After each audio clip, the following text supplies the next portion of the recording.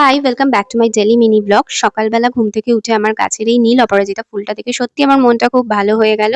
তারপর মেয়েকে ঘুম থেকে তুলে খাইয়ে-দাইয়ে স্নান-টান করিয়ে ওকে বিছানায় বসিয়ে দিয়েছি।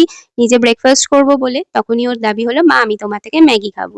যাই হোক ওকেও একটু দিলাম। তারপর ওর বাবা ওকে নিয়ে নিচে চলে গেল। আর আমিও ঘরে টুকটাক কাজকর্ম সেরে স্নান-টান করে নিচে চলে এসেছি।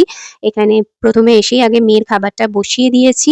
তারপর আমাদের আজকে দুপুরের লাঞ্চে চিকেন রান্না হবে বলে সমস্ত প্রিপারেশন করে নিচ্ছি। অ্যাকচুয়ালি কাটাকুটি বাটাবাটি থাকলে রান্নাটা তাড়াতাড়ি হয়ে যায়, সেটাই করে রাখছি। দুপুরে লাঞ্চ-টাঞ্চ করে মেয়েকেও লাঞ্চ করিয়ে নিয়ে এই ড্রেসটা এসেছিল। মানে আমি অর্ডার করেছিলাম। তো আজকে এসেছে সেটাই পরে দেখছিলাম ফিটিংসটা ঠিকঠাক আছে কিনা। তারপর বিকেলবেলা আমি আর আমার বর দুজনে রেডি হয়ে চলে এসেছি আমার কাজিনের রিসেপশনে।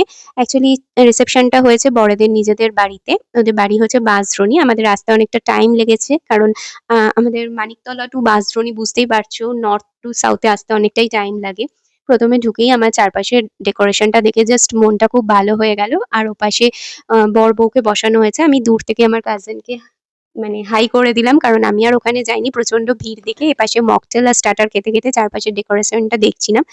আর এখানে রিলেটিভদের সাথে কথা বলতে, বলতে অনেকটাই লেট হয়ে গেছে। তাই সোজা চলে এলাম একদম ডিনার করতে। ডিনারে প্রচুর আইটেম ছিল। আর ডিনারের খাবারগুলো মানে প্রত্যেকটা কোয়ালিটি যথেষ্ট ভালো ছিল। মানে খাবারগুলো জাস্ট মানে এক কথায় অসম ছিল। লাস্টে পান কাকুর থেকে পান খেয়ে আমরা বেরিয়ে পড়লাম বাড়ির জন্য।